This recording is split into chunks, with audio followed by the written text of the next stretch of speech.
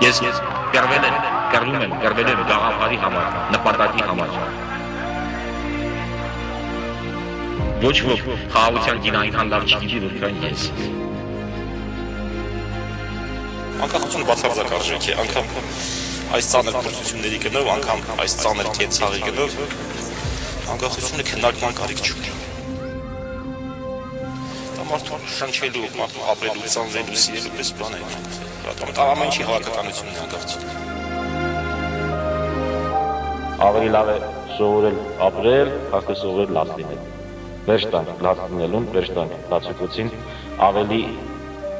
հանդուրժողական մենք իրար նկատմամբ, եթե գոնե չենք կարող սիրել։